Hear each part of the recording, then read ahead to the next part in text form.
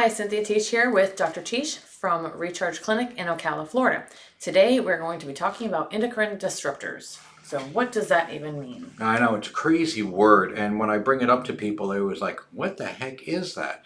Well, these are substances that we're exposed to, chemicals that we're exposed to, that cause our endocrine system to actually be disrupted. So that means that, there's all of this stuff that's in our environment that we have been exposed to that, wasn't there 40, 50 years ago, but now is. And it's really all breakdown products of a lot of the stuff that we already know. Breakdown products of plastic, chemicals that have been just leached into the environment, pesticides, Roundup, all of this stuff that we all kind of joked about, but guess what? Now we're all paying the price for that. So this stuff Well, you is, hear about these plastics, the BPA free, and that they're not good for you, but no one really knows why or what they do, and no one really correlates the problems that they're having are from the BPA and whatever other yeah. these things are. Well, the thing is, it goes on and on. The BPA and the phthalates and all of these things, are substances that are in plastics. And plastics are just more than just the plastic water bottles. Plastics are used really in everything. They are used to line the coatings of cans. Well, guess what? We use cans for everything. So many food products are kept in plastic. So these substances under time leach out and get there and get into our system. There's a whole nother route of endocrine disruptors which we don't even think about. There's things called VOCs, volatile organic compounds, which are stuff that are like, gasoline is a volatile organic thing. And you'd realize as soon as you open it up, you can smell it right away. And things like, all of those kinds of things that are used for industrial use. And so, oh yeah, we're not going to get exposed to that. We're not working there. Well, those things are released into the air, released into the ground. We're exposed to that. But take it one step further. When you think about these little Glade pop-ins and all of the stuff that you're in your house, those things all work by organic compounds, and the way that they are released is it's volatile. It means it can go into the air, and guess what? There's a price to pay for smelling your house nice and clean and neat. Those things go into our system and suppress that. So, there's been this push over years to, clean up the waters, not have, clean up the plastic system and not have BPA and BPA free. Well, all they did was go to BPB. They came up with a different chemical, they just basically are just doing something to trick us. But more importantly, these remnants of these plastics that have been put into the landfills, been dumped into the ocean, are still in our groundwater. And so they're infiltrating our bodies. We're still getting exposed to them, even though they say they're not producing them anymore. Guess what? The damage is already done. It's there. We're being contaminated. And really just drinking tap water, drinking any kind of water, we're exposed to that. And we know that we're exposed to that because of studies done on sperm counts in men and actually in dogs. And so what we found is really one of the places where these hormones are suppressed is, we know it's thyroid, we know it's testosterone, we know it's estrogen, we know it's adrenals. But if you just look at something that's easy to quantitate, and that would be fertility in men and women, really it has dropped almost 50% in the last decade of life. So sperm counts at 50% by half. What? So people's sperm count has dropped. Half of the infertility within couples is related to men. It used to not ever be related to men, or very low. Now it's mostly men. And really what they found is these chemicals, when they did a semen analysis on these guys, is they found that there was residue of these chemicals in that. Wow. And so you could say, well, these guys had some exposures to it. Maybe they drank these kind of things, or they lived a life where they had these exposures. Well, guess what? They tested their pets. Their pets had the same thing. So, they know this just from drinking tap water and just eating foods that they've been given. It's in our food. So animals, dogs, house pets, also have those lower levels. So this stuff has infiltrated our system. It's lowered our sperm count, which is kind of an easy thing to test for. But you also see things like thyroid. Thyroid is a huge problem that is going on in our country now. Probably 60 to 70% of the population, more than 10 to 15 million people, It is have a huge problem. low thyroid or symptomatic low thyroid, and that's called hypothyroidism. And what's happened is our thyroids are not functioning. They've been suppressed by all of these chemicals. Not only are they suppressed by our chemicals, but they're suppressed by a lot of the medications we take. One of the most common medications which is eye-opening to hear about, that suppresses thyroid is SSRIs, which is antidepressant medications, and those are called selective serotonin uptake inhibitors. So things like Paxil, Zoloft, Lexapro, all of these things, which I think 3/4 of the population are on, suppress your thyroid. And I read an interesting study, and this is stuff that's hard to find because guess what? These pharmaceutical companies don't want you to find this stuff about thyroid. They want to say it's not really clinically significant. But there was a group of researchers who said, listen, the only way these things really work is if you give them to people enough so that it suppresses their thyroid. Then they had a great clinical response to the depression medicines. So, What? yeah, so they were measuring a thing called TSH, which is kind of the thermostat for thyroid. And they found that people whose TSH went down, which means that your thyroid is sensing too much, so it's almost going to be hypothyroid, because it's not going to go up. If it goes up, it means that it's going to produce more, but in this way, it's suppressing it. So what that means is that your body is, now, it's kind of confusing, but if your TSH goes up, it's going to tell your thyroid to produce more thyroid. And so what happens is if they suppress it within the pituitary system, the TSH goes down. What happens is now that's telling your thyroid to make less thyroid hormone. So what happens is they suppress the TSH with this medicine, and they said, okay, when that happens, these people have a better response. So interesting, what happens is then their thyroids are lower. And so we know, that what happens with a lot of people when they go on antidepressants. Is that why they gain weight? They gain weight. No way. And of course, they won't admit that, and they won't say that. But I did find a couple of articles. I found a couple of articles from Harvard that said that really, when people are on thyroid medicines, they ought to automatically be put on T3, which is one of the thyroid hormones, because when they're on the SSRI. Yes, because they're automatic. They're going to do better, and they're not going to have as much trouble with their weight. So it's a common problem that we see, and when you look at how many people are on those medicines, which is rampant, you go in with a bad mood, you have any little thing, boom, they hit you with these medicines. So now, guess what? You start getting Why wouldn't they all fat. just treat them with thyroid at the same time then, the T3? Well, you have to do a lot of research on this to find this stuff up. This information isn't right out there. It's because pretty well everyone hidden. gains weight on these things. Yeah. And then if your thyroid's low, it's not just a weight gain, it's all kinds of mental issues. Exactly. It's hidden information. Gosh, It's not right out there. That is just ridiculous. It is. It is ridiculous. It's ridiculous. And so it really was a really interesting thing that I found. And so there's some other medications that do the same thing. So it's really scary because, so many people have hypothyroidism. They come in and, you can't gain weight, you can't lose weight, you're grumpy all the time, you're tired, it affects your moods, your libido, every kind of thing is affected with thyroid. Thyroid is the central one. Same with adrenals, it really affects your energy level. And we know that it's going to affect your testosterone because testosterone is another hormone that is rampantly, epidemically down. More than 30% of all men worldwide have symptomatic low testosterone, not just low, symptomatic. In other words, they feel crappy. 1 out of 3. And I can tell you it's probably higher than that. In all age groups, not just older men, 20s, 30s, 40s. We see 20s. It all the time, guys in their 20s.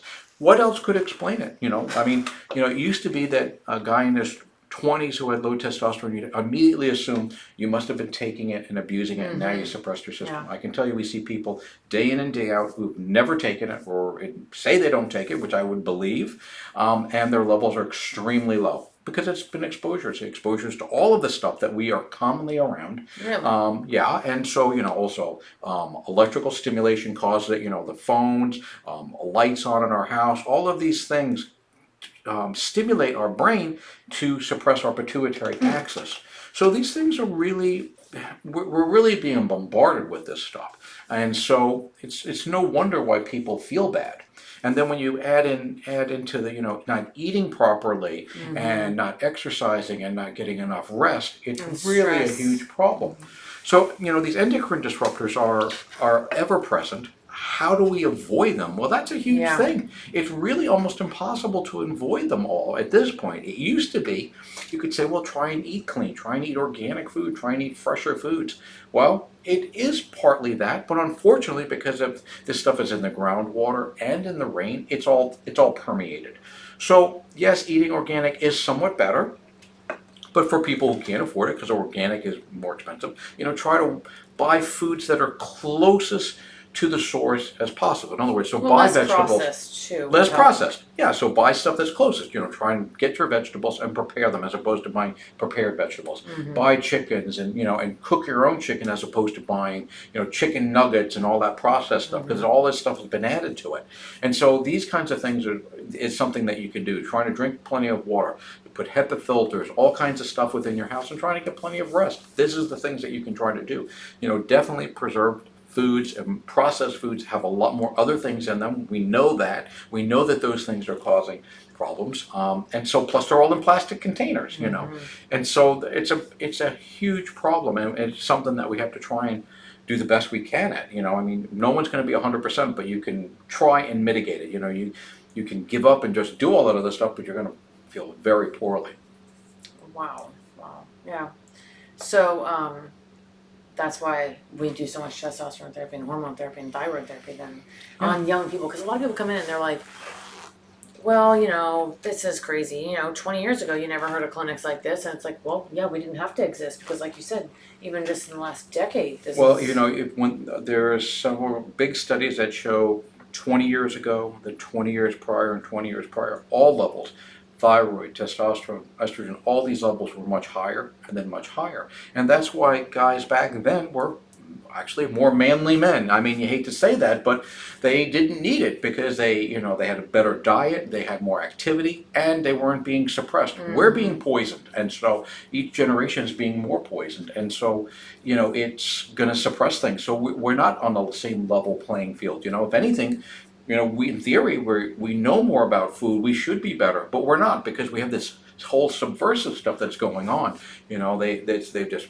trashed all that stuff. They misrepresent everything as far as what's happening with these products. They're not cleaning any of it up. They're just discarding it another way, and it's still just leached into our environment. And so really it goes on and on and on.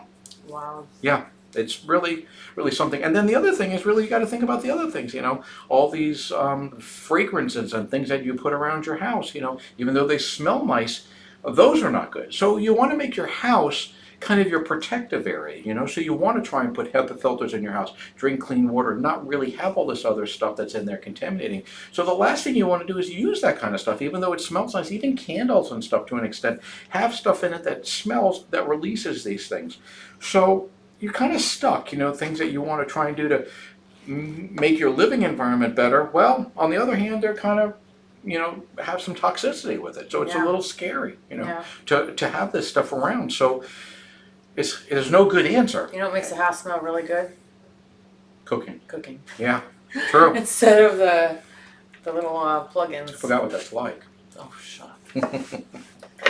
No, but you're right. It is that kind of stuff. And that's really what most houses smelled like in the past. People were cooking all day and it had a great smell. But now putting all those other things in there are not good. It's not good for you. It's not good for your pets. And so, they smell good. So what other disruptors do you have? Well, I think I pretty much gave you everything. It's really, really a lot of exposures. I think that. What about COVID? Well, COVID is a endocrine disruptor for sure. People who got exposed to COVID definitely have lower hormone levels, particularly testosterone. In fact, that was one of the things that they think causes the fatigue afterwards after a COVID exposure, is that it suppresses it, and it not only suppresses it for a short period of time, but for months and months afterwards, and causes fatigue. About that long lasting And the thing is, we don't know with that how many of them are going to pop back up. I mean, I'm probably a percentage of them are not. And now that brings into question about the vaccine. Is the vaccine going to cause that? I don't think you're going to really hear any honest answers about that. You're just going to hear what they want you to hear, and everything's going to be perfect. But, I think that we have to be concerned about these things. I mean, anytime you do anything to your body, it has an impact. If that infection can do that to you and last that long and cause that much stuff, I mean, people are gaining weight, they feel crappy. Well, then you have to wonder what that vaccine is going to do to you as well. Yeah. Then you said that they were treating some people with testosterone therapy who had COVID in Europe or something. Well, yeah, because some of these people were not responding. They were so fatigued, they were even sick in the hospital, and they realized their testosterone levels had tanked. So they were administering it to kind of help rejuvenate them a bit, to increase some of their energy levels, increase some of their clarity. Wow. And it actually helped their immune system, because testosterone is integral in your pulmonary immunity, and it really helps fight off a lot of this stuff. So what happens is, the virus is pretty strategic. It lowers your testosterone so that it makes you more susceptible to everything. You just kind of feel weak and beat down, and then it makes your lungs more susceptible. So what happens is, by trying to restore that, it kind of gives you a fighting chance. It really helps renew your lungs. It really helps everything that way. So, it's an interesting thing. That's pretty crazy. That's pretty cool. So I think people who, have persistent fatigue afterwards really have to, look into that. I mean, I think they have to look into really trying to restore their body as much as they can. Really try to go on an all-out assault on it as far as taking lots of supplements, getting lots of hydration, lots of rest, because it really has dropped them down, and you really want to try and reboot your system as much as you can. And then if you can't, then I think you have to get it checked and use whatever means are available to help that. Yeah. So speaking to people who might watch this video who don't live anywhere near us, and they may have these issues. I mean, we always suggest to, let's get your labs, let's have you come in. But if you're not anywhere near us and you can't come to one of our clinics, then where would you suggest these people go? Because most people's primary carers do not pull these labs, don't understand them, and want nothing to do with it. You're going to have to find a functional medicine doctor or a doctor who specializes in hormone replacement and that kind of stuff. And I'd like to say it's cutting edge, but it's really not. I mean, honestly, this stuff has been around for a long time, but traditional medicine pays no mind to it at all. They don't even pay any mind to low thyroid. So they're not going to do it. They're mostly concerned Most people think that, oh, my doctor looked at my thyroid. I had someone today that said, they looked at my thyroid and they said it was fine. I looked through, they looked at her TSH and her T4. They didn't look at the T3. Well, they don't look at that, and they just look to see if they're within the range, and the range is a very wide range. It has nothing to do with how people feel or the functionality of their body. I mean, those levels could be in the range, but that person could feel miserable because for them, maybe they need a number that's much higher than that. So that range is just an estimate. It's not really, if someone said, well, how much salt should I put in when I'm cooking? Well, you put in a pinch or you put it in a tablespoon. Well, that doesn't tell you anything. Every person's going to want a different amount, and so it's kind of seasoning to taste. Well, the hormones are about the same way. Every person's very individualized, and unless you spend time trying to figure that out, you're just brushing them off. Yeah. And so they spend time trying to fix things that are really simple: blood pressure, cholesterol, things like that. Okay, you're fine, go on. Well, I feel crappy, but you're fine, go on. And that's really what it is. It's all about life extension, but not quality of life extension. And that's really a huge thing. You have to find, providers who specialize in that and are interested in it. There's lots of us out there. There's lots more coming because we realize that traditional medicine doesn't have all the answers. And we have to look deeper and try and find other reasons why people feel poorly. Yeah, definitely. So if you're not near us, search for someone who's been doing it for a while and believes in functional medicine, really. And if you're anywhere in Florida, then come by and see us. Make sure you subscribe to our page and comment below if you have any questions. Thanks for watching.